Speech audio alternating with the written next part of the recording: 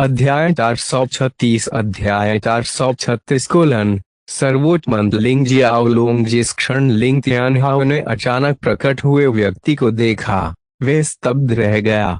वह इस व्यक्ति की तलाश में सेलेस्टियल फीनिक्स पवित्र भूमि पर आया, और अब यह व्यक्ति उसके सामने खड़ा था। हम लिंग जियाओलोंग ने भौहें चढ़ा दी। वह यहाँ इसलिए आया था ताकि वे लिंग जियाओलोंग एक से मिल सके और थंडरस रोवर सम्राट की अचानक उपस्थिति के कारण पीछे रह गए संलयन को पूरा कर सके। उसे उम्मीद नहीं थी कि उसके यहाँ पहुँचते ही कोई उसे पहचान लेगा। आप कौन हैं? लिंग जियाओलोंग ने पूछा। मैं लिंग परिवार, आपदा परिवार से लिंग तियानहाओ हूँ। आपदा परिवार के उल्लेख ने लिंग जियाओलोंग को चौंका दिया। वह लिंग तियानहाओ द्वारा संदर्भित परिवार से परिचित कैसे नहीं हो सकता है? आखिरकार एक समय उसने उनके वंश पर कब्जा कर लिया था। फिर भी जिस बात ने उसे और अधिक आश्चर्यचकित किया वह थी लिंग तियानहाओ की उपस्थिति। क्या उसने विपत्ति की भूमि, जहां लिंग परिवार रहता था, को अपनी व्यक्तिगत अराजकता में एकीकृत नहीं किया था? लिंग तियानहाओ अब यहाँ कैसे खड़ा था? इससे पहले कि लिंग जियाओलोंग अपने सवाल उठा सके, तियानहाओ ने अपनी आंखों में आंसू भरते हुए कहा, यह बहुत अच्छा है। यह बहुत अच्छा है कि आप यहाँ हैं। यह वास्तव में बहुत अच्छा है। क्या हो रहा है? लिंग जियाओलोंग पूछने के अलावा कुछ नहीं कर सका। वह वास्तव में यह समझना चाहता था कि तियानहाओ उसके सामने कैसे आया और वह क्यों रो रहा था। सच कहा जाए तो एक वयस्क बच्चे की तरह रोते हुए देखना वाकई अजीब था। थोड़ी देर के बाद जब लिंग तियानहाओ शांत हो गया, तो उसने तुरंत शुरू से अंत तक सब कुछ बता दिया। लिंग जियाओलोंग को आखिरकार समझ आ गया कि लिंग तियानहाओ उसके सामने कैसे आया।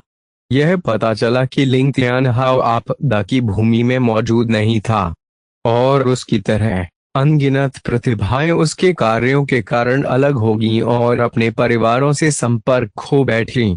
जिस बात ने उसे सबसे अधिक आश्चर्यचकित किया वह यह था कि लिंग तियानहाओ वास्तव में एल्डर मो का शिष्य था और उसे ढूंढने के लिए एल्डर मो द्वारा उसे यहाँ भेजा गया था।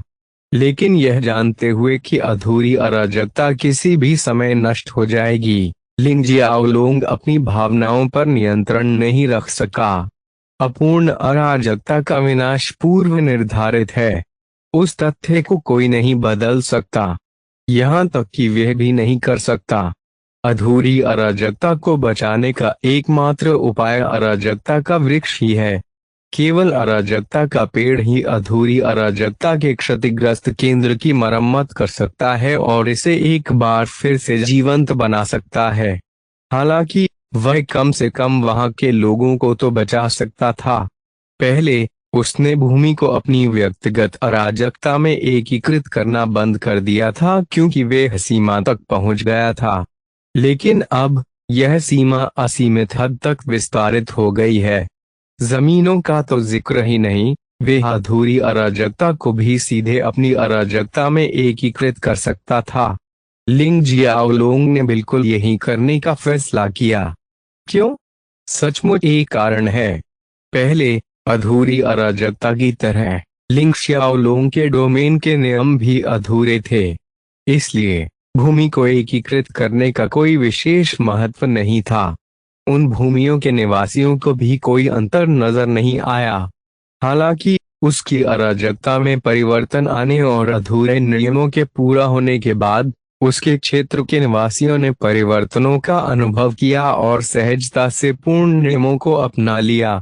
दिलचस्प बात यह है कि यह परिवर्तन इतना निर्बाध था कि उन्हें यह एहसास ही नहीं हुआ कि वे पहले अधूरे नियमों को समझ रहे थे।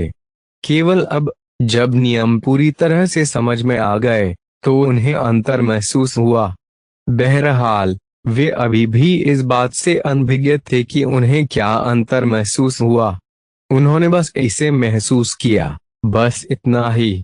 अब यदि लिंग जियाओलोंग केवल भूमि को अपनी अराजकता में एकीकृत करता है तो यह ठीक होगा। लेकिन यदि इन भूमियों पर रहने वाले निवासी उसकी अराजकता में प्रवेश कर जाते तो वे नियमों को समझना जारी नहीं रख सकते। इसका मतलब यह भी है कि एक निश्चित अवधि के बाद उनकी खेती आगे नहीं बढ़ेगी। उदाहरण के लिए, क्या उस ओवरऑल और सेंट दायरे से नीचे के लोग कभी भी नौ विशाल मूल सागर क्षेत्र में आगे नहीं बढ़ सकते, क्योंकि इस क्षेत्र में प्रवेश करने का मतलब है कि उन्हें नियमों के गहन सत्य को समझना होगा। हालांकि उनकी अराजकता के अंदर के नियमों का गहन सत्य उन लोगों द्वारा समझे गए अधूरे नियमों के गहन सत्य से बिल्कुल अलग था। इसका मतलब यह भी है कि वे लोग कभी भी उसकी अराजकता के गहन सत्य को नहीं समझ सकते, क्योंकि उन्होंने कभी भी संपूर्ण नियमों को नहीं समझा है। चूंकि वे गहन सत्य को नहीं समझ सके, इसलिए वे आगे नहीं बढ़ सके। हालांकि यह दूसरी बात होगी अगर मैं अधूरी अराजकता को अपनी अराजकता में एकीकृत कर दूं और उसके क्षतिग्रस्त कोर को अपनी अराजकता के मूल में जोड़ दूं, जो कि अराजकता का कमल है। जब लिंग जियाओलोंग ने यह सोचा तो उसकी आंखें चमक उठीं। क्या उसका कमल, क्या उसके पेड़ की तरह ही एक की थर संरक्षक रैंक वाला खजाना था। यद्यपि इसकी ताकत अराजकता के पेड़ के खिलाफ जाने के लिए पर्याप्त नहीं है, लेकिन इसकी क्षमताएं क्षतिग्रस्त कोर के साथ मजबूती से जुड़ने के लिए पर्याप्त होनी चाहिए। उस समय यद्यपि अपूर्ण अराजकता की भावना समाप्त हो जाएगी, तथापि अपूर्ण अराजकता स्वयं उसकी व्यक्तिगत अराजकता के एक भाग के समान व्यवहार करेगी। मुझे अपूर्ण अराजकता की सीमा को भी सख्ती से संतुलित करना चाहिए। इसे अराजकता संप्रभु क्षेत्र के चरम तक सीमित करना पर्याप्त होना चाहिए। मैं परिवर्तन के परीक्षण मैदान के रूप में शून्य के अंत का उपयोग कर सकता हूं। मैं शून्य के अंत में सर्वोच्च मंच स्थापित करूंगा। स्वर्ण में सर्वोच्च मंच के विपरीत इसमें केवल 8 चरण होंगे। 7 पुलन चरणों को जोड़ेंगे। प्रत्येक चरण पर चढ़ने के परिणाम स्वरूप एक छिपा हुआ द्वार खुलेगा। दिव्य पुल पर चलने से उनके शरीर और आत्मा को संयमित किया जा सकता है और उनके शरीर के भीतर अधूरे नियमों की मरम्मत की जा सकती है। यदि योद्धा सर्वोच्च मंच पर सभी 8 चरणों पर चढ़ सकते हैं, तो वे दिव्य के सभी 8 छिपे हुए द्वार खोल सकते हैं और एक आदर्श दिव्य में परिवर्तित हो सकते हैं। प्राणी फिर वे सीधे मेरी अराजकता की ओर बढ़ेंगे, जो उनके लिए सच्ची अराजकता होगी। लिंग जियाओलोंग ने अधूरी अराजकता को निचला क्षेत्र बनाने का फैसला किया और उसकी अराजकता ऊपरी क्षेत्र होगी। एक योद्धा द्वारा सर्वोच्च मंच पर चढ़ने और आकाशीय ग्रहों के 8 छिपे हुए द्वार खोलने के बाद वे एक दिव्य प्राणी में परिवर्तित हो सकते हैं। उस समय एक दिव्य प्राणी के रूप में उन्हें स्वचालित रूप से ऊपरी क्षेत्र में टेलीपोर्ट किया जाएगा, जहां वे उच्च क्षेत्र में अपनी खेती जारी रख सकते हैं। लिंग जियाओलोंग ने जितना अधिक सोचा, वह उतना ही खुश हो गया। यह वास्तव में एक व्यवहार्य योजना थी। हालांकि कोई भी कार्यवाही करने से पहले उसे यह सुनिश्चित करना होगा। लिंग जियाओलोंग ने तुरंत लोटस ऑफ कैओस से संपर्क किया और पूछा कि क्या ऐसा करना संभव है या नहीं। उन्हें जो उत्तर मिला वह सकारात्मक था। इस प्रकार उन्होंने तुरंत कार्यवाही करने का निर्णय लिया। जहां तक लिंग जियाओलोंग एक से मुलाकात की बात है, तो उन्होंने इस मामले को कुछ समय के लिए दूर रखने का फैसला किया। जैसे ही वह लिंग तियानहाओ को बताने वाला था कि वे अधूरे अराजकता में जाएगा, उसने लिंग तियानहाओ की खेती को देखा और मदद नहीं कर सका, लेकिन भौहें चढ़ गईं। तार्किक रूप से कहें तो अधूरे अराजकता में आपको सबसे अधिक जो विकसित करने में सक्षम होना चाहिए था, वह दिव्य जागृति क्षेत्र का पहला चरण है। आपने अपनी साधना को तीसरे चरण तक कैसे बढ़ाया? जब लिंग तियानहाओ ने लिंग जियाओलोंग का प्रश्न सुना तो वह दंग रह गया, लेकिन जल्द ही उसे कुछ एहसास हुआ। उसी समय उन्होंने 2 शब्द अपूर्ण अराजकता नोट किए। उन्होंने उत्तर दिया, मुझे इस अराजकता में आए हुए 100 साल से अधिक समय हो गया है। जाहिर है मुझे कुछ अद्वितीय खजाने प्राप्त हुए जिन्होंने मेरी साधना को दिव्य जागृति क्षेत्र के तीसरे चरण तक बढ़ा दिया। जाहिर है, इस अराजकता में आने के बाद लिंग त्यानहाओ को भी अपनी खेती में समस्याओं का सामना करना पड़ा था। अपूर्ण अराजकता में भी भले ही वह नियमों के गहन अर्थ को नहीं समझता था, फिर भी वे उसी दायरे में अपनी साधना का आधार बढ़ा सकता था।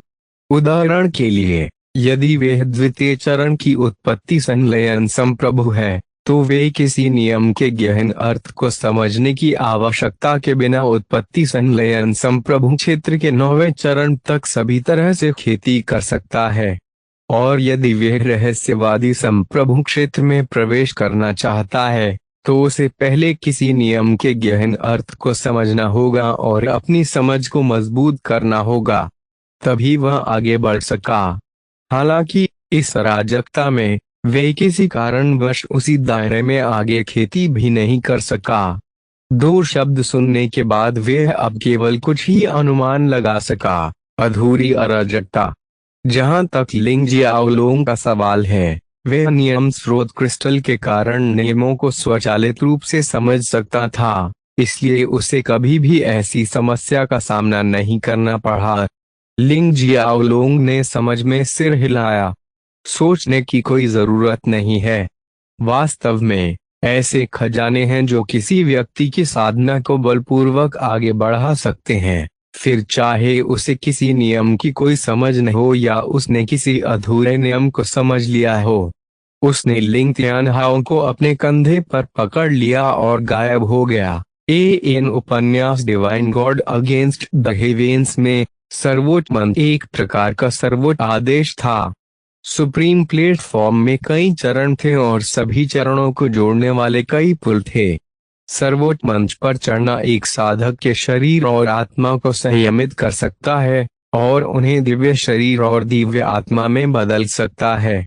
साथ ही दाओ क्लेश के 3 चरणों से गुजरने के बाद कृषक पूरी तरह से दिव्य प्राणियों में बदल सकते थे।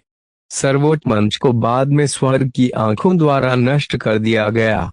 इसका केवल एक चरण ही बचा था। ये जियाओ ने नष्ट हुए सुप्रीम प्लेटफॉर्म को अपने ब्रह्मांड में संग्रहित किया, जहां सुप्रीम प्लेटफॉर्म की एक बार फिर से मरम्मत की गई। हालांकि यह अब तक हर समय बेकार था। को फायदान आपके लिए और अधिक अध्याय लाने में सहायता के लिए हमारा समर्थन करें। संपर्क करें _साइट मैप दान करें। अध्याय 437 एल्डर मो से दोबारा मिलना। अधूरी अराजकता। स्थानिक ऊर्जा की एक भयानक लहर अचानक बह निकली, जिसने शून्य के विशाल विस्तार को प्रभावित किया। वह प्रकाश की चमक के साथ 2 आकृतियां प्रकट हुईं। वे स्पष्ट रूप से लिंग जियाओलोंग और लिंग त्यानहाओ थे। उन दोनों ने भावनाओं के साथ शून्य के चारों ओर देखा, जैसे वे कभी इस अधूरी अराजकता का हिस्सा रहे हों। उनके प्रकट होने के कुछ ही समय बाद कई आकृतियां शून्य की गहराई से उनकी ओर दौड़ी। यह स्पष्ट था कि इन 2 व्यक्तियों की उपस्थिति के कारण हुई हलचल ने सभी शक्तिशाली योद्धाओं, या अधिक सटीक रूप से आक्रमणकारियों का ध्यान आकर्षित किया था। हाँ, ये सभी लोग दिव्य जागृति क्षेत्र के प्रथम चरण से ऊपर के आक्रमणकारी योद्धा थे। उनमें से सबसे कमजोर दिव्य जागृति क्षेत्र के तीसरे चरण में थे और सबसे मजबूत दिव्य संप्रभु क्षेत्र के 5वें चरण में थे। इससे यह देखा जा सकता है कि सभी आक्रमणकारी शक्तिशाली पृष्ठभूमि से थे। लिंग जियाओलोंग ने उन पर कोई समय बर्बाद नहीं किया। उसने बस उन्हें देखा और वे सभी राख में बदल गए। वे अब मृत से भी अधिक मृत हो गए थे। लिंग त्यानहाओ गहरी सांस लेने से खुद को नहीं रोक सका। वह लिंग जियाओलोंग की ताकत की सीमा का अंदाजा भी नहीं लगा सका। अचानक उसे याद आया कि उसके गुरुवार ने एक बार उसे बताया था कि लिंग जियाओलोंग के पास भी विपत्ति की रक्त रेखा है। बात सिर्फ इतनी है कि वह इस वंशावली को समझ नहीं सका। वह पूछने से खुद को नहीं रोक सका, सर लिंग जियाओलोंग, क्या मैं कुछ पूछ सकता हूँ? हम आगे बढ़ो। लिंग जियाओलोंग ने सिर हिलाया। लिंग तियानहाओ ने फिर पूछा, मेरे गुरुवार ने मुझसे कहा था कि तुम्हारे पास विपत्ति की रक्त रेखा है, लेकिन मैं तुम पर इस रक्त रेखा को महसूस नहीं कर सकता। आमतौर पर यदि दो लोगों का रक्त रेखा एक ही है तो उन्हें अपने कारण एक दूसरे को महसूस करने में सक्षम होना चाहिए, रक्त संबंध कनेक्शन। लेकिन मैं ऐसा नहीं कर सकता। लिंग जियाओलोंग एक पल के लिए चुप रहा। वह अपने दिव्य ज्ञान से अपूर्ण अव्यवस्था की स्थिति का परीक्षण करने में व्यस्त थे, जिसने अब पूरी अपूर्ण अव्यवस्था को पूरी तरह से ढक लिया था। कुछ सेकेंड के बाद उन्होंने उत्तर दिया, आप रक्त रेखा को महसूस नहीं कर सकते क्योंकि अब यह मेरे पास नहीं है, अब यह उसके पास नहीं है। लिंग तियानहाओ भ्रमित था। लिंग जियाओलोंग ने सिर हिलाया और समझाया, मेरे पास वह वंशावली थी। दुर्भाग्य से कुछ परिस्थितियों के कारण मैंने इसे खो दिया। लिंग तियानहाओ समझ गया और कारण के बारे में पूछना चाहता था, लेकिन उसने जबरन अपनी जिज्ञासा को दबा दिया। कुछ चीजें पूछना वर्जित है, विशेष रूप से वास्तविक अराजकता में। लिंग जियाओलोंग की प्रसिद्ध स्थिति को देखते हुए ऐसी अफवाहें भी थीं कि वह अराजकता का मास्टर है। उसने लिंग जियाओलोंग को अपमानित करने की हिम्मत नहीं की।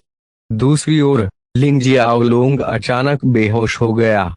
केवल अब ही उसने दो प्रमुख बिंदुओं पर ध्यान दिया जिन्हें उसने पहले अवचेतन रूप से अनदेखा कर दिया था।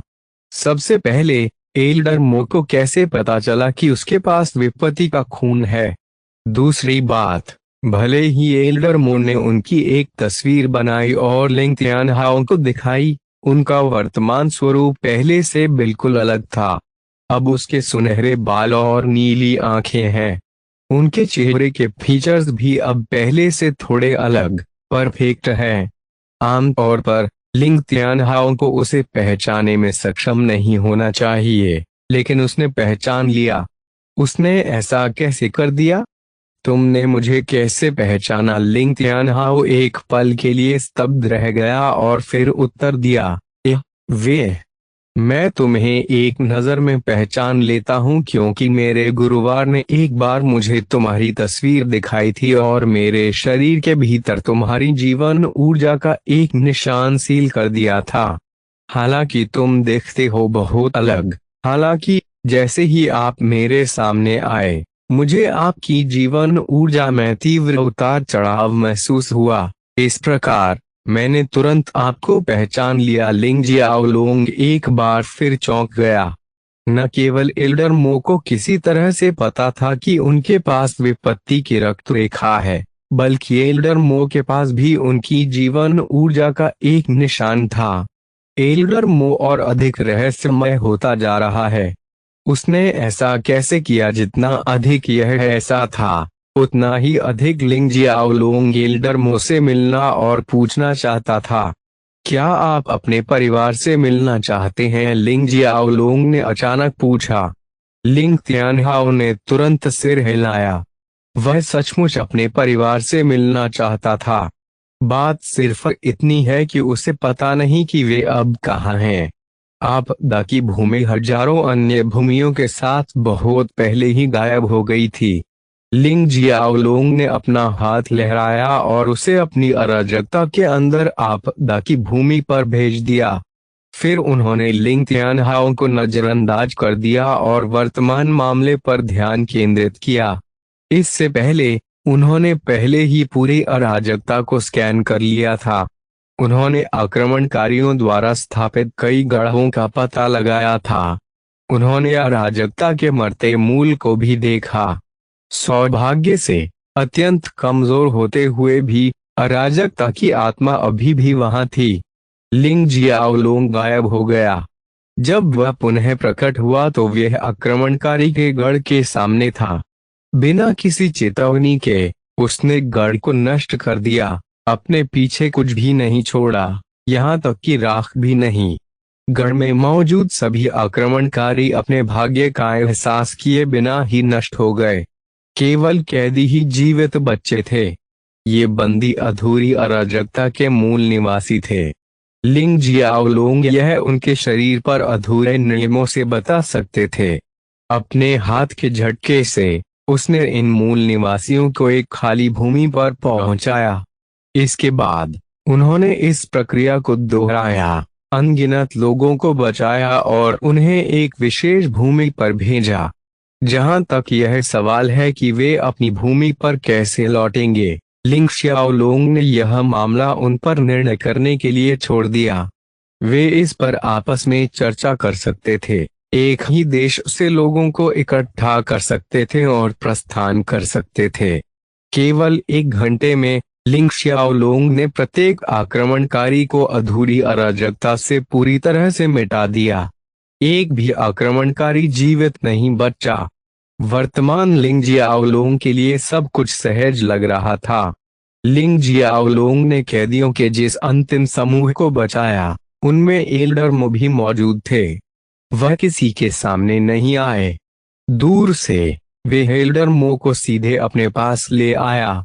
जियाओलोंग एल्डर मो बहुत शांत थे, मानो लिंग जियाओलोंग से उम्मीद कर रहे हों। वह उसे देखकर मुस्कुराया और सिर हिलाया। बड़े मो लिंग जियाओलोंग ने उनका अभिवादन किया। किसी भी बात के बावजूद एल्डर मो को अभी भी उनका बुजुर्ग माना जा सकता है। तुम बड़े हो गए हो, देखो तुम्हें, कोई और होता तो तुम्हें पहचान ही नहीं पाता, बड़े मो ने फिर कहा।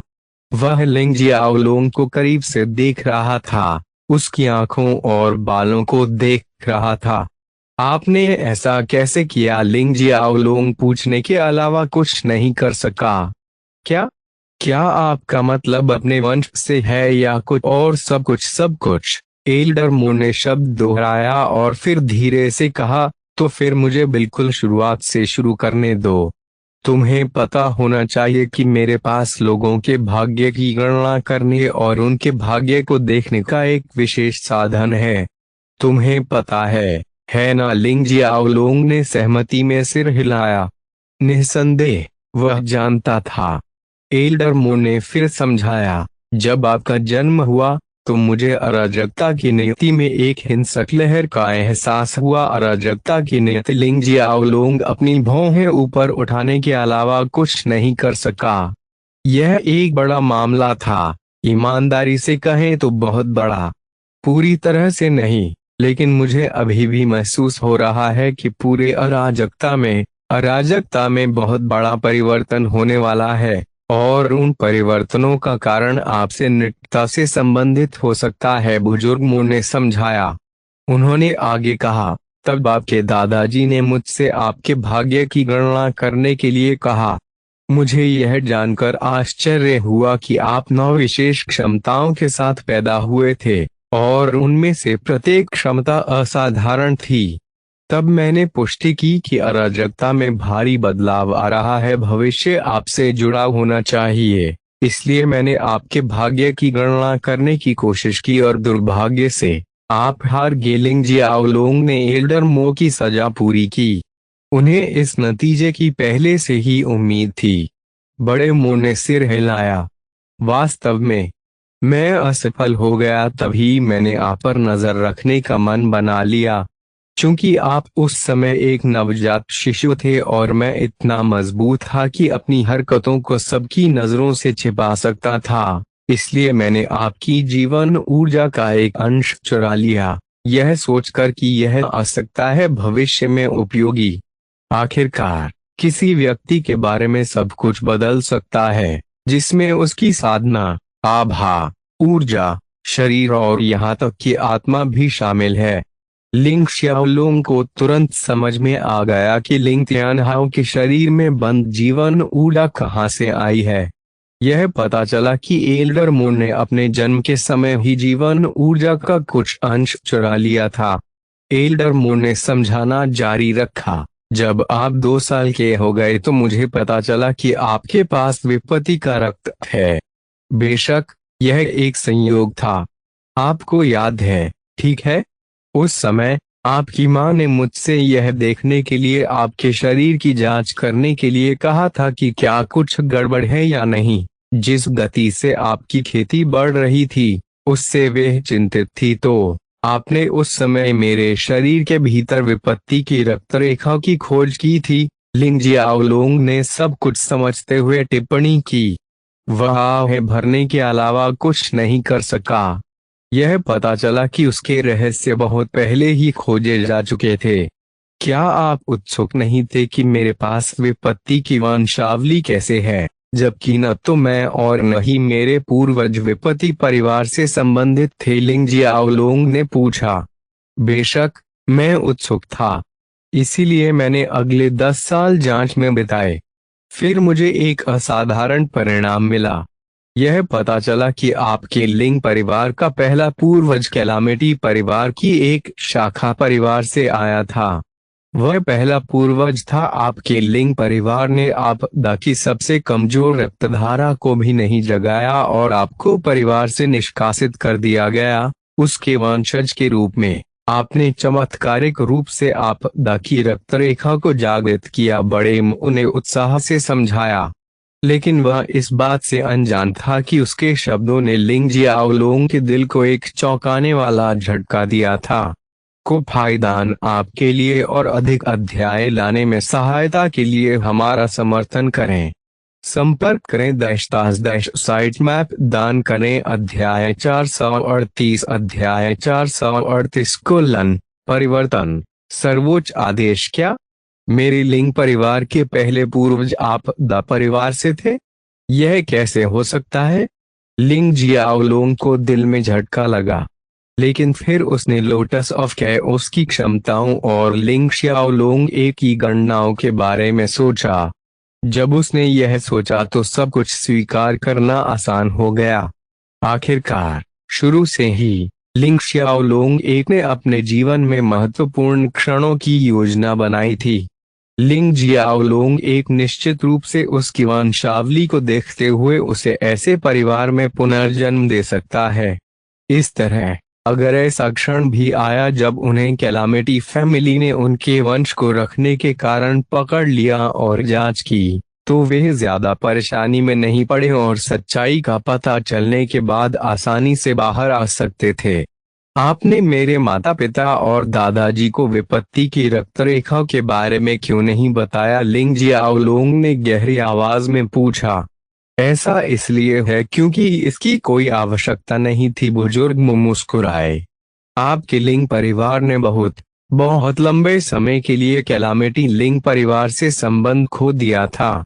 इसके अलावा कैलामिटी ब्लड लाइन की पृष्ठभूमि बहुत भयानक थी।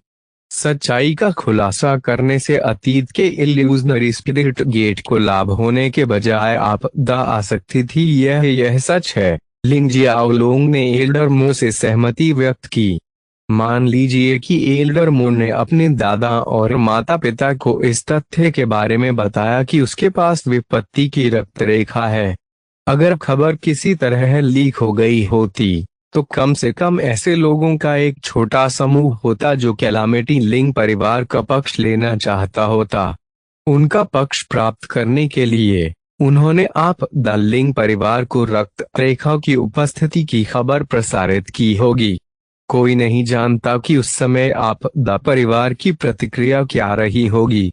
हो सकता है कि वे इल्यूजनरी स्पिरिट गेट को नष्ट करने आए हों, या हो सकता है कि वे लिंग जियाओलोंग को जबरदस्ती उसके परिवार से अलग करके मुख्य परिवार में वापस ले आए हों। लिंग जियाओलोंग और एल्डर मो ने काफी देर तक बात की। लिंग शियाओलोंग को भी कई चीजें समझ में आईं जिनके बारे में वे पहले निश्चित नहीं था। एल्डर मो अधूरी अराजकता के भविष्य को लेकर चिंतित थे, इसलिए लिंग शियाओलोंग ने एल्डर मो को चिंता न करने के लिए कहा। उन्होंने यह भी कहा कि उनके पास एक ऐसा विचार है जो अधूरी अराजकता को पुनर्जीवित कर सकता है। उसके बाद एल्डर मो अकेले ही पास की भूमि पर उड़ गए। दूसरी ओर लिंग जियाओलोंग अराजकता के क्षतिग्रस्त केंद्र के सामने पहुंचे। यह सचमुच बुरी तरह क्षतिग्रस्त हो गया था।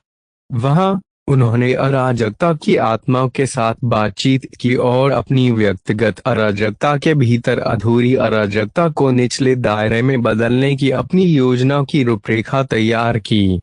अधूरी अराजकता को विनाश से बचाने का यही एकमात्र तरीका था, लेकिन इसका मतलब अराजकता की भावना का विनाश भी था। अधूरी अराजकता को बचाने के लिए आत्मा लिंग शाओलुंग के साथ तुरंत सहमत हो गई। इसे इसके परिणाम की परवाह नहीं थी। लिंग जियाओलुंग ने आप भरी और अधूरी अराजकता से बाहर निकल गया।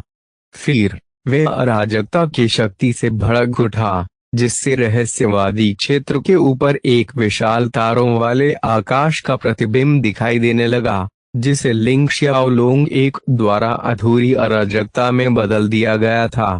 उसके बाद अराजकता की शक्ति अचानक एक भयानक सक्शन बल के साथ बढ़ गई, जिसने एक पल में पूरी अधूरी अराजकता को अवशोषित कर लिया। अराजकता की आत्मा ने जरा भी विरोध नहीं किया, इसलिए अधूरी अराजकता को अवशोषित करना एक सीधी कार्यवाही साबित हुई। एक बार समाप्त होने पर लिंग जियाओलुंग ने अपना हाथ लहराया और शून्य में एक दरार दिखाई दी। फिर वह दरार में गायब हो गया और उसके बाद वह अपने आप ठीक हो गया। लिंग जियाओलुंग ने खुद को एक अलग आयाम में पाया। उन्होंने कुछ समय के लिए खुद को वास्तविक अराजकता से अलग करने के लिए इस आयाम का निर्माण किया था।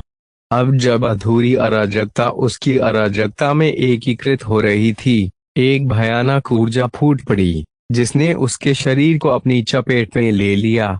यदि उसने इस ऊर्जा का सावधानी पूर्वक प्रबंधन नहीं किया, तो वह जल्द ही अभिभूत हो जाएगा। वर्तमान में अराजकता के कमल की अनगिनत जड़ें अधूरी अराजकता में छेद कर उसे धीरे धीरे रूपांतरित कर रही हैं। शून्य के खाली अंत में एक सर्वोच्च मंत्र उतरा, जो सुनहरे रंग से चमक रहा था। प्रकाश की दो धाराएं निरंतर सर्वोच्च मंच में विलीन होगी। प्रकाश की इन धाराओं में से एक सीधे अराजकता के कमल से आई थी, जबकि दूसरी अधूरी अराजकता के क्षतिग्रस्त केंद्र से आई थी। प्रकाश की इन दो धाराओं ने उनकी व्यक्तिगत अराजकता और अधूरी अराजकता दोनों से 108 नियम भी ले लिए। इसके साथ सर्वोच्च मंच ने निचले क्षेत्र और ऊपरी क्षेत्र दोनों के साथ सफलतापूर्वक एक गहरा संबंध स्थापित किया। यही वह समय था जब अधूरी अराजकता के मूल को अराजकता के कमल ने निगल लिया था। लिंग जियाओलुंग की भविष्यवाणी के विपरीत इसकी आत्मा नष्ट नहीं हुई थी। इसके बजाय यह अराजकता के कमल का एक हिस्सा बन गया। निचले क्षेत्र के 108 अधूरे नियमों का प्रबंधन करना आत्मा की जिम्मेदारी बनी रही। अराजकता के कमल को इससे कोई परेशानी नहीं हो सकती थी। जैसे जैसे निचले क्षेत्र के एकीकरण और परिवर्तन की प्रक्रिया आगे बढ़ी, प्रत्येक प्रथम चरण के दिव्य जागृति क्षेत्र के योद्धा और जिन्होंने दिव्य के एक या अधिक छिपे हुए द्वार खोले थे, उन्होंने अपने शरीर के भीतर एक बदलाव महसूस किया। उनके आतंक के कारण उनकी खेती बिना किसी स्पष्ट कारण के तेजी से पीछे हटने लगी। दिव्य के छिपे हुए द्वार जो खोले गए थे वे भी बंद हो गए। यह प्रक्रिया तब तक जारी रही जब तक कि उनकी सारी खेती अराजकता संप्रभु क्षेत्र के 9वें चरण में वापस नहीं आ गई। खेती के प्रतिगमन के बारे में बात करते हुए लिंग जियाओलुंग ने लिंग तियानहाओ को भी अधूरी अराजकता में वापस भेज दिया, ताकि वे भी उसी परिवर्तन से गुजर सके और फिर ऊपरी क्षेत्र पर चढ़ सके। यही वह क्षण था जब पूरे अराजकता में एक आवाज गूंज उठी। यह आवाज नश्वर संसार में उतरते हुए एक सर्वोच्च आदेश की तरह थी। देखो अराजकता के बहादुर योद्धाओं, सर्वोच्च आदेश के आदेश से अराजकता के नियमों में अब से गहरा परिवर्तन आएगा। इसके बाद जो लोग अराजकता संप्रभु क्षेत्र के 9वें चरण में चढ़ते हैं उन्हें अंत की पवित्र गहराई में उद्यम करना होगा। शून्य की अपनी साधना यात्रा पर आगे बढ़ने के लिए शून्य के अंत की गहराई में सर्वोच्च मंच है। इस मंच पर 8 दिव्य चरण स्थापित हैं, जो 7 दिव्य पुलों से जुड़े हुए हैं। प्रत्येक चरण की चढ़ाई के साथ योद्धाओं के शरीर के भीतर दिव्य आकाश का एक छिपा हुआ द्वार खोला जाएगा। यह जान लें कि जैसे ही आप पुलों पर चलेंगे, आपके भीतर अराजकता का सार एक कायापलट से गुजरेगा, एक दिव्य प्राणी में बदल जाएगा। यह इस पवित्र परिवर्तन के माध्यम से है कि आरोहण का मार्ग रोशन होगा। आकाश के सभी 8 छिपे हुए द्वारों के खुलने पर आपको स्वर्गारोहण का दिव्य वरदान दिया जाएगा। आपके शरीर के भीतर अधूरे नियम पूर्ण हो जाएंगे और सर्वोच्च मंच का प्रत्येक पर्वतारोही एक पूर्ण दिव्य प्राणी में बदल जाएगा। द्वार के रूप में खुले झूले, आपको स्वर्ग में उठा लिया जाएगा, एक ऊंचे लोक में ले जाया जाएगा जहां दिव्य आकाश आपका इंतजार कर रहा है, जो आपको साधना के अपने सफर को जारी रखने के लिए संकेत दे रहा है। ज्ञात करें, यह क्षण एक नए युग की शुरुआत का प्रतीक है। अब से अराजकता के क्षेत्र को निचला क्षेत्र माना जाएगा और जो लोग चढ़ेंगे वे ऊपरी क्षेत्र दैश सच्ची अराजकता का पीछा करने के लिए चढ़ेंगे। आगे की खेती यह ईश्वरीय आदेश है जो सर्वोच्च आदेश से अराजकता की गहराई तक प्रसारित होता है। इस ईश्वरीय आदेश पर ध्यान दें, क्योंकि यह मार्गदर्शक प्रकाश है जो आपके अतिक्रमण के मार्ग को रोशन करेगा। इस महत्वपूर्ण दिन पर पूरे निचले क्षेत्र में विस्मयादिबोध की लहर दौड़ गई।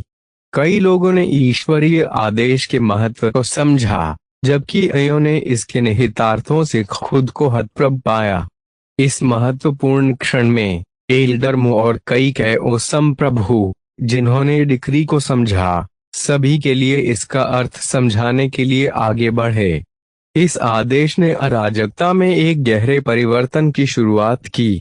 एल्डर मो बड़बड़ाने के अलावा कुछ नहीं कर सके, जैसी कि उम्मीद थी। मैंने जो बड़ा बदलाव देखा था वह लिंग जियाओलोंग से संबंधित था।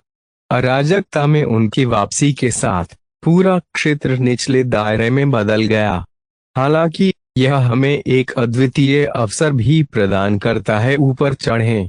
अब हम अपने अस्तित्व के भीतर अधूरे नियमों को परिष्कृत कर सकते हैं। हालांकि मैं समझ नहीं पा रहा हूं कि उन्होंने इसे कैसे पूरा किया, लेकिन इस परिवर्तन से उनके संबंध से इनकार नहीं किया जा सकता है। अब तक न केवल एल्डर मो बल्कि अपूर्ण अराजकता के प्रत्येक प्राणी को आक्रमणकारियों की बदौलत सच्ची अराजकता के अस्तित्व के बारे में पता चल गया है।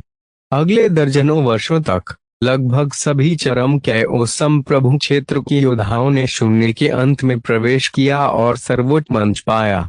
यह सर्वोच्च मंच आकाश में तैरता हुआ एक विशाल अस्तित्व था। यह अतुलनीय रूप से विशाल था, जिसमें कुल 8 चरण थे। प्रत्येक चरण हजारों मील तक फैला हुआ था। ये 8 चरण आकाश में तैरते हुए 8 द्वीपों के समान थे। इन 8 चरणों को जोड़ने वाले 8 पुल थे। पुलों पर चलना भी आसान नहीं था। योद्धाओं ने चरणों पर चढ़ने की पूरी कोशिश की, लेकिन दर्जनों वर्षों के बाद भी अपूर्ण अराजकता के पिछले अराजकता के राजा भी केवल दूसरे चरण पर चढ़ने में सक्षम थे, जिससे उनके शरीर के भीतर आकाशीय के 2 छिपे हुए द्वार खुल गए। हालांकि उन सभी ने परिवर्तन को बहुत स्पष्ट रूप से महसूस किया। वे अपने शरीर के भीतर अधूरे नियमों को परिपूर्ण महसूस कर सकते थे, धीरे धीरे लेकिन निश्चित रूप से। को फायदान आपके लिए और अधिक अध्याय लाने में सहायता के लिए हमारा समर्थन करें। संपर्क करें _साइटमैप दान करें। अध्याय 439 439 स्तर 10 मास्टर ऑफ कैओस एबिसल्स। केवल 1 दर्जन या इतने ही वर्षों में योद्धा सर्वोच्च मंच के 2 चरणों पर चढ़कर दिव्य आकाश के 2 छिपे हुए द्वार खोलने में कामयाब रहे। इससे सर्वोच्च विशेषज्ञों के हृदय में सदमा लग गया। अतीत में उन्हें केवल 2 द्वार खोलने में लाखों वर्ष लग जाते थे। इससे पता चल रहा था कि अंतर बहुत बड़ा है। विरोधाभास बहुत गहरा था। हर कोई उत्साहित था। बेशक सर्वोच्च मंच पर चढ़ना आसान नहीं था। यह एक परीक्षण था, सर्वोच्च आदेश द्वारा बनाया गया एक कठोर परीक्षण। इस परीक्षण में कई अराजक शासकों को अपनी जान भी गंवानी पड़ती है। ठीक उसी तरह निचले क्षेत्र में साधना का एक नया मार्ग शुरू होता है। एक अज्ञात लेकिन रहस्यमय घटना के कारण लोगों ने धीरे धीरे कैओस नाम को त्याग दिया और अंधेरे के विशाल शून्य को निचले क्षेत्र के रूप में संदर्भित करना शुरू कर दिया। उनका अंतिम लक्ष्य अराजकता संप्रभु क्षेत्र के 9वें चरण तक पहुंचना, सर्वोच्च मंच पर चढ़ना और ऊपरी क्षेत्र पर चढ़ना बन गया। परिवर्तन का दिन और सर्वोच्च आदेश का निचले क्षेत्र में अवतरण इतिहास की पुस्तक में दर्ज किया गया, जो प्रसिद्ध हुआ। उस दिन को नए युग की शुरुआत के रूप में भी जाना जाता था। अतीत को धीरे धीरे भुला दिया गया। नए युग में लोग शांतिपूर्वक रहने लगे।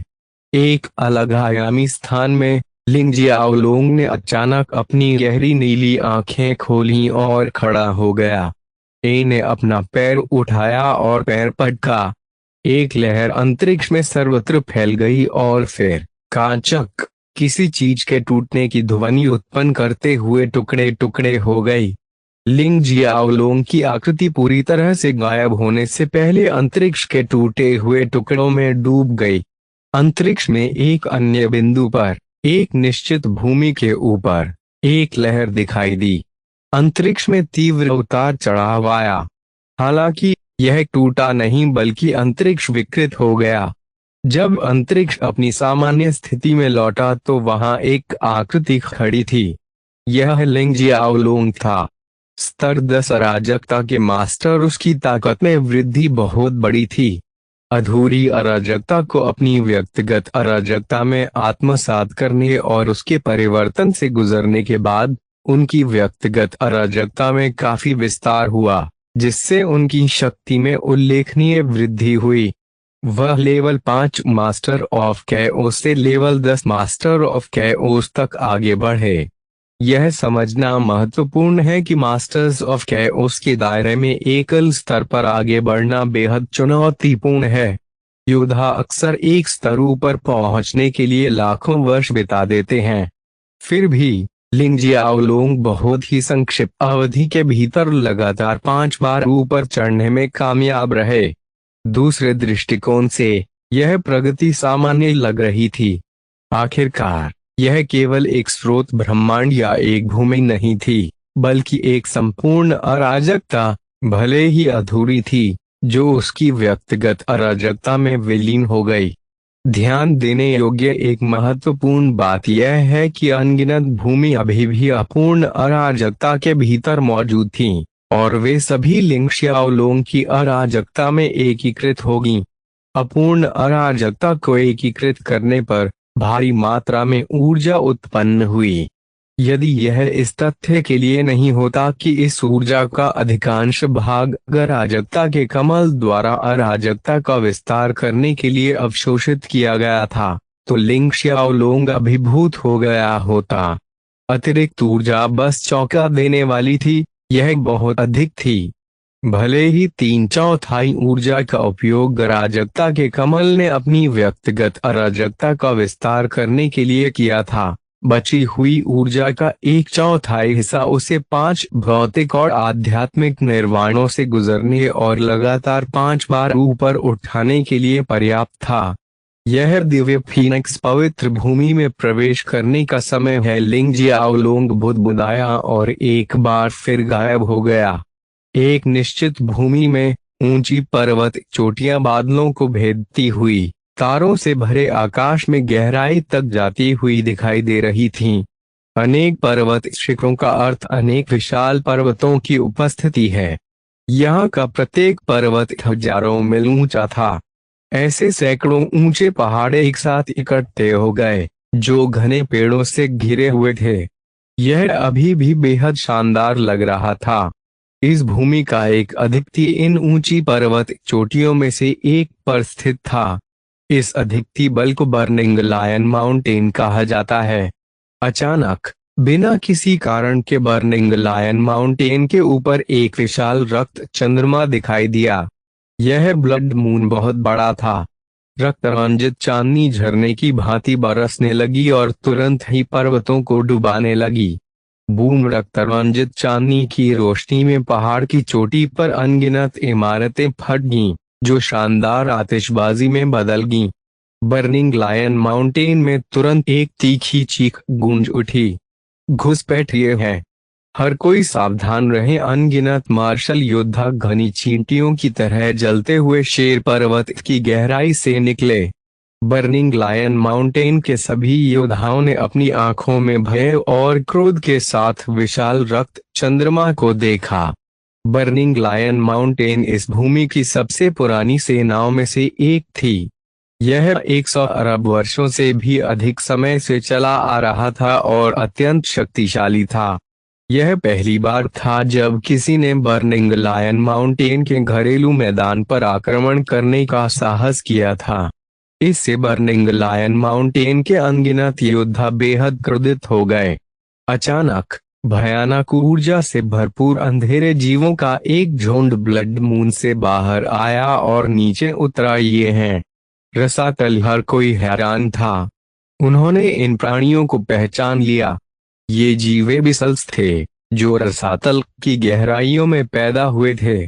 ये जीव आम तौर पर कुछ नहीं करते, लेकिन राक्षसों और शैतानों से भी ज्यादा खतरनाक और भयानक होते हैं। बिसल्स के हमलों के तहत संपूर्ण बर्निंग लायन माउंटेन भारी उथल पुथल में बदल गया। इस समय बर्निंग लायन माउंटेन के भगवान गुतांग ने कई बुजुर्गों का नेतृत्व किया और आकाश में उड़ गए और पहाड़ों के ऊपर विशाल ब्लड मून पर हमला किया जो आपदा का स्रोत प्रतीत होता था। जैसे ही वे ऊपर पहुंचे, उनके चारों ओर एक विशाल शेर का प्रेत दिखाई दिया।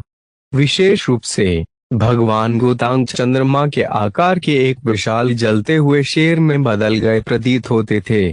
उसके द्वारा उत्सर्जित प्रचंड आभा ने आसपास के स्थान को इंच दर इंच छिन्न भिन्न कर दिया। गर्जन हवा में अतुलनीय भयानक दहाड़ गूंज उठी। इस गर्जना ने शून्य को हिलाकर रख दिया, क्योंकि यह अतुलनीय रूप से उन्मत्त मुद्रा में ब्लड मून की ओर बढ़ी, इसे फाड़ देना चाहती थी। इस समय ब्लड मून से दो विशाल हथेलियां अचानक बाहर आ गईं। नियमों की एक राजसी आभा जो अराजकता से संबंधित नहीं लगती, दोनों हाथों से फैली हुई है। बूम बूम लॉर्ड गुटैंग जिस विशाल शेर में बदल गया था और बर्निंग लायन माउंटेन के अन्य बुजुर्ग सभी दो विशाल हथेलियों से दब गए थे। अगले ही सेकेंड में उनके शरीर दो विशाल हथेलियों से लगभग तुरंत ही खून की धुंध में बिखर गए। उसके बाद भी दोनों विशाल हथेलियां गायब नहीं हुईं। वे बर्निंग लायन माउंटेन पर उतरते रहे। अनगिनत बर्निंग लायन माउंटेन के योद्धा विलाप कर रहे थे, क्योंकि उन्हें मांस के पेस्ट में नष्ट कर दिया गया था। आधे से अधिक पर्वत शिखर भी टुकड़े टुकड़े हो गए। कुछ ही समय में बर्निंग लायन माउंटेन, एक अद्वितीय शक्ति जिसने अनगिनत वर्षों से इस भूमि को हिलाकर रख दिया था, एक जीवित नरक बन गया था। हर जगह लाशें बिखरी हुई थीं और खून नदियों की तरह बह रहा था। भागो! बर्निंग लायन माउंटेन के शीर्ष योद्धा डर के मारे भागना चाहते थे। हालांकि इस समय पहले से उतरे रसातल ने क्रूरतापूर्वक हमला किया। बर्निंग लायन माउंटेन के योद्धा पहले ही विरोध करने या लड़ने की इच्छा शक्ति खो चुके थे जब उन्होंने कई बुजुर्गों और उनके बर्निंग लायन माउंटेन के भगवान को एक ही पल में मारे जाते देखा। यह जानना होगा कि जलते हुए शेर पर्वत के भगवान और बुजुर्ग सभी अराजकता के स्वामी थे, लेकिन वे भी ब्लड मून से निकली दो विशाल हथेलियों का विरोध नहीं कर सके। बिसल्स के उन्मत्त हमलों के तहत अनगिनत योद्धा मारे गए। जहां तक बाकी लोगों का सवाल है, वे जानते थे कि उनकी किस्मत तय हो चुकी है, इसलिए उन्होंने भागना छोड़ दिया।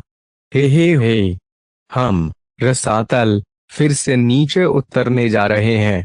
जो लोग हमारी अवहेलना करेंगे वे मर जाएंगे। जैसे ही ये दो वाक्य पूरे बर्निंग लायन माउंटेन में गूंजने लगे, बचे हुए लोग कुछ झिझक के बाद धीरे धीरे घुटने टेकने लगे, लेकिन कुछ लोग मानने को तैयार नहीं थे। बिसल्स, मैं लूसी चिंग, अगर मैं मर भी जाऊं तो भी कभी तुम्हारे सामने समर्पण नहीं करूंगा। बर्निंग लायन माउंटेन के उत्तराधिकारी लूसी चिंग ने भयंकर दहाड़ लगाई।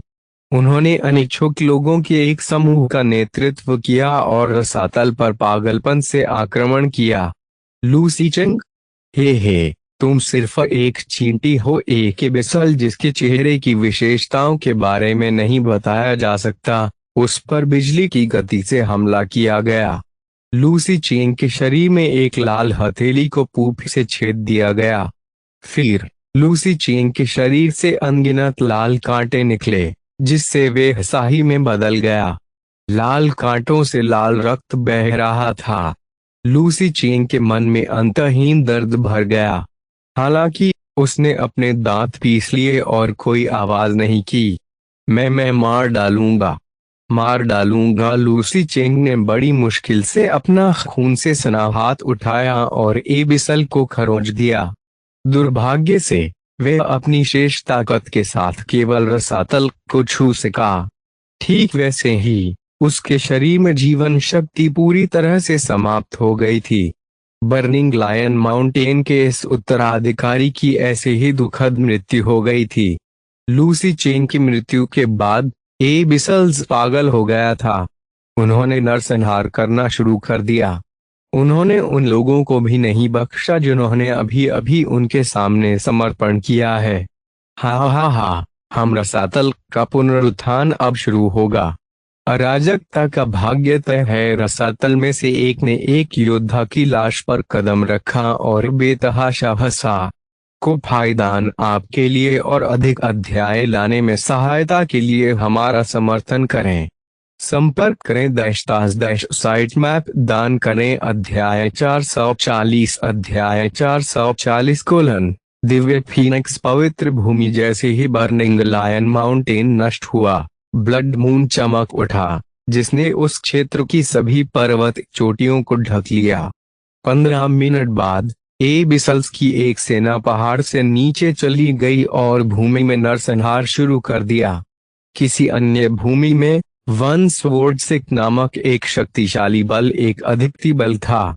इसे भी ऐसी ही विपदा का सामना करना पड़ा।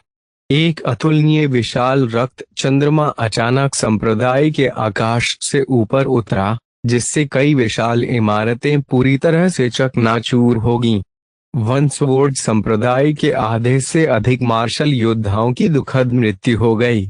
हजारों रसातल आकाश से नीचे कूद पड़े। ऐसा लग रहा था कि वे ब्लड मून से बाहर आ गए हैं और वध का दौर शुरू कर दिया है। वन स्वॉर्ड संप्रदाय के योद्धाओं ने अपनी पूरी ताकत से एबिसल्स का सामना करना शुरू कर दिया। ऐसे ही शुरू हो गया एक बड़ा युद्ध। दो भयानक रसातल ने इस बड़ी संख्या में रसातल का नेतृत्व किया और एक तलवार संप्रदाय के योद्धाओं को पागलपन से मार डाला। वन स्वॉर्ड संप्रदाय के संप्रदाय नेता लॉर्ड यांगवू और कई बुजुर्गों की थोड़े ही समय में हत्या कर दी गई। हालांकि उन्होंने सैकड़ों एबिसल्स को भी मार डाला, लेकिन वन स्वॉर्ड सिक की योद्धाओं की हताहत की तुलना में यह बहुत कम संख्या थी। लॉर्ड यांगवू का इकलौता बेटा यांगवू उन लाशों के पहाड़ पर खड़ा था। वह हाँफ रहा था। वह अराजकता का आखिरी मास्टर लग रहा था। उनका पूरा शरीर घावों से छलनी हो गया था। उसका शरीर खून से लथपथ हो गया। अब वह सचमुच थक गया था। वह धीरे धीरे एक घुटने पर बैठ गया और एक टूटी हुई तलवार से अपने शरीर को सहारा दिया। क्या आप समर्पण नहीं करेंगे? दो भयानक रसातल ने यांगवू को उदासीनता से देखा, जैसे ऊपर कोई देवता नीचे चींटी को देख रहा हो। यांगवू ने कुछ नहीं कहा। उसने अचानक अपनी जीवन शक्ति प्रज्वलित कर ली। उसके पूरे शरीर से भयानक ऊर्जा की लपटों का एक गोला निकल रहा था। ऊर्जा के भयावह उतार चढ़ाव ने आसपास के स्थान को कंपा दिया। यह मेरी वन स्वॉर्ड सिक की सबसे मजबूत तकनीक है। यदि आप कर सकते हैं तो मेरी तलवार को रोकें। एक तलवार दुनिया को खत्म कर रही है। यांगवू ने अचानक एक लंबी चीख निकाली और उसका पूरा शरीर अचानक एक छाया में बदल गया जब वह दो रसातल की ओर आकाश में उड़ गया। अगले ही पल अनगिनत लहराती हुई तलवार की रोशनी उसके चारों ओर दिखाई दी, जिसने आकाश को ढक दिया। फिर ये अनगिनत फड़फड़ाती तलवारें यांगवू की टूटी हुई तलवार में जुड़ने लगीं। एक पल के लिए टूटी हुई तलवार पूरी तरह से एक विशाल जलती हुई तलवार में तब्दील हो गई। अंत में यांग वुलुन नीचे गिर गया। जलती हुई तलवार दो रसातल की ओर बह गई। जलती हुई तलवार से आसपास का स्थान शून्य हो गया। उस भयानक दृश्य ने अन्य बिसल्स को झकझोर दिया जो वन स्वॉर्ड संप्रदाय के योद्धाओं को बेतहाशा मार रहे थे। कई वन स्वॉर्ड संप्रदाय के मार्शल योद्धा यह दृश्य देखकर फूट फूट कर रोने लगे। यह वन स्वॉर्ड संप्रदाय की सबसे शक्तिशाली तकनीक थी जिसने अनगिनत वर्षों तक जलती हुई बर्फ की भूमि पर अपना दबदबा कायम रखा था। वन स्वॉर्ड संप्रदाय के विशेषज्ञों की पीढ़ियों ने एक बार अनगिनत गुटों को डर से कांपने के लिए इस कदम का इस्तेमाल किया था। एक तलवार शब्द सुनकर वे भी कांप उठे। दुर्भाग्य से यह आखिरी बार हो सकता है जब वे वन स्वॉर्ड संप्रदाय के किसी व्यक्ति को इस सर्वोत्तम तकनीक का उपयोग करते हुए देख रहे थे। टकराना दो रसातल की आंखों में भय झलक उठा। वे हमले से बचना चाहते थे, लेकिन दुर्भाग्य से वे ऐसा नहीं कर सके। एक पल में एक लाल रंग की लौ जो आकाश को जला सकती थी और पृथ्वी को नष्ट कर सकती थी, उनके शरीर पर टकराई। आश्चर्य की बात यह है कि यह एक तलवार एक ही समय में उन दोनों पर हमला करने के लिए काफी थी। पलक झपकते ही एक भयानक विस्फोट हुआ। धरती टूट गई और लावा फूट पड़ा। न केवल दो रसातल बल्कि हजारों मील के भीतर सब कुछ जलकर राख हो गया। वन स्वॉर्ड संप्रदाय में उतरे प्रत्येक रसातल को जला दिया गया। आश्चर्य की बात यह है कि वन स्वॉर्ड से के बचे हुए योद्धाओं को यांग वुलुन के हमले से कोई नुकसान नहीं हुआ। हमले के बाद यांग वुलुन की लाश आसमान से गिरी और एक जली हुई लाश में बदल गई, जिसके शरीर का एक भी हिस्सा सुरक्षित नहीं था। वह पूरी तरह से मर गया। दुनिया खामोश हो गई। हर कोई स्तब्ध रह गया। योद्धा तभी अपने होश में वापस आए जब ब्लड मून से अथाह ऊर्जा का तीव्र उतार चढ़ाव फूट पड़ा। सभी को लग रहा था कि कोई भयानक व्यक्ति बाहर आने वाला है। जैसा कि अपेक्षित था, एक विशाल रसातल जिसका कोई चेहरा नहीं था लेकिन उसके चेहरे पर 3 सींग निकले हुए थे, ब्लड मून से बाहर आया और वन स्वॉर्ड संप्रदाय के खंडहरों पर उतरा। उसके पीछे हजारों कमजोर रसातल थे, लेकिन उनमें से भी सबसे कमजोर अराजकता जागृति क्षेत्र के रसातल थे। यह केवल शुरुआत है। विशाल रसातल ने यांग वुलुन की जली हुई लाश की ओर भी नहीं देखा। उसने नष्ट हो चुके वन स्वॉर्ड संप्रदाय और अनेक वन स्वॉर्ड संप्रदाय के योद्धाओं को उदासीनता से देखा और उपहास किया। फिर उसने अपना हाथ लहराया और सभी योद्धा मांस के पेस्ट में कुचल गए। इस विशाल को यांग वुलुन द्वारा 2 प्रतिभाशाली रसातलों और हजारों अन्य रसातलों को मारने से कोई आपत्ति नहीं थी। उन्होंने अपने अनुयायियों को वन स्वॉर्ड संप्रदाय से बाहर निकाला और लोगों का कत्लेआम करना शुरू कर दिया। जलती हुई बर्फ की भूमि पर ऐसे ही युद्ध छिड़ गया। यह केवल 2 भूमियों का मामला नहीं था, बल्कि कई भूमियों पर एबिसल्स द्वारा हमला किया गया था। इन भूमियों ने अराजकता में अधिपति बलों से मदद का अनुरोध किया। Hall of sin, tower of wisdom और इसी तरह की कई ताकतों ने तुरंत कार्रवाई की। हालांकि राक्षसों और शैतानों से सभी प्राणी घृणा करते थे, कम से कम अराजकता के प्राणियों ने उनका अस्तित्व स्वीकार कर लिया था। हालांकि एबिसल्स एकमात्र ऐसे प्राणी थे जिन्हें किसी भी जाति द्वारा स्वीकार नहीं किया गया था। जो कोई भी एबिसल का सामना करता है वह या तो भाग जाता है या मारने की पूरी कोशिश करता है। एबिसल्स को अराजकता में सभी का सच्चा दुश्मन कहा जा सकता है। अब जब एबिसल्स ने अचानक कई भूमियों में युद्ध शुरू कर दिया, तो सभी अधिपति सेनाओं ने कार्यवाही की और इन भूमियों की मदद करने और एबिसल्स को खत्म करने के लिए अपनी सेना भेजी। लिंग जियाओलोंग तूफान से मची अराजकता से अनभिज्ञ था। फिलहाल वह सेलेस्टियल फीनिक्स होली लैंड के सामने तैर रहा था।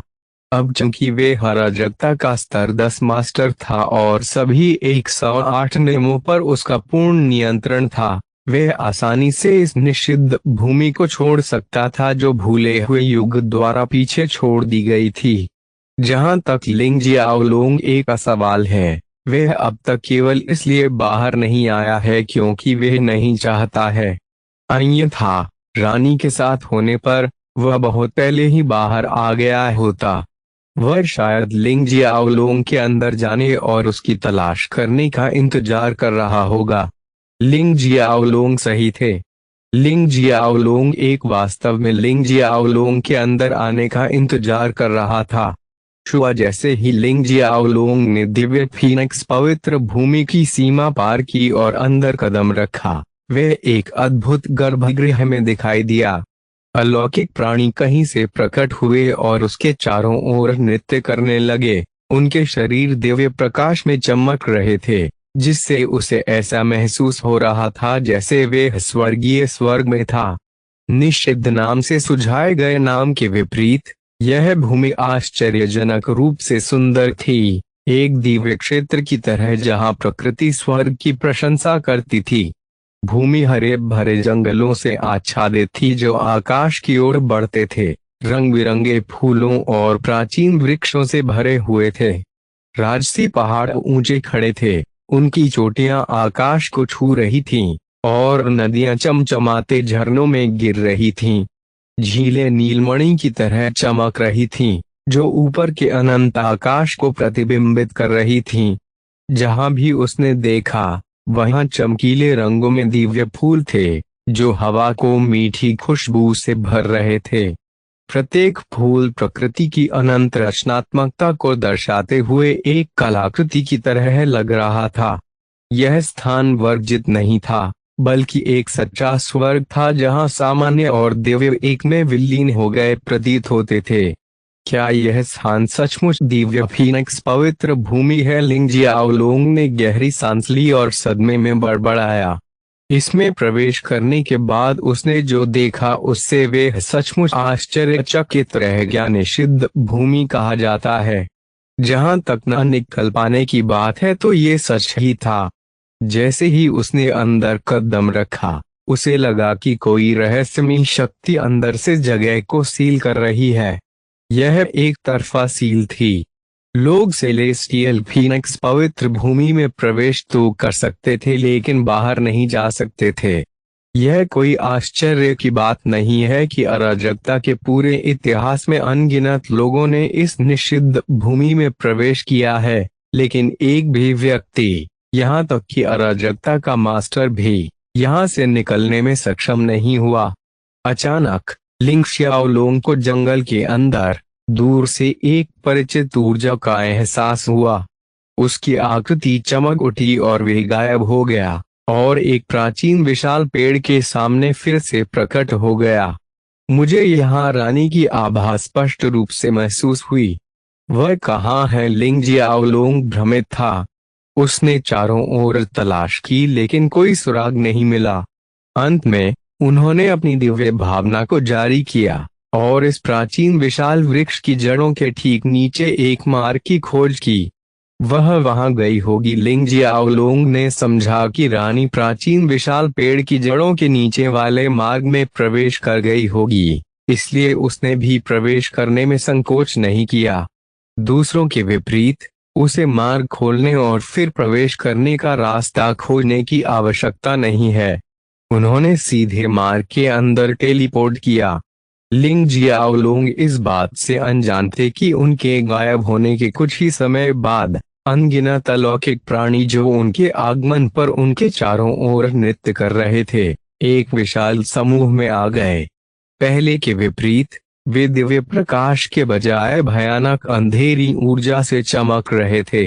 ऐसा लग रहा था कि ये अलौकिक प्राणी किसी की तलाश कर रहे थे, या शायद लिंग जियाओलोंग की, लेकिन उसे ढूंढने में असमर्थ थे। वे निराश नजर आए और जहां से आए थे वहीं से लौट गए। को फायदान आपके लिए और अधिक अध्याय लाने में सहायता के लिए हमारा समर्थन करें। संपर्क करें / साइट मैप दान करें।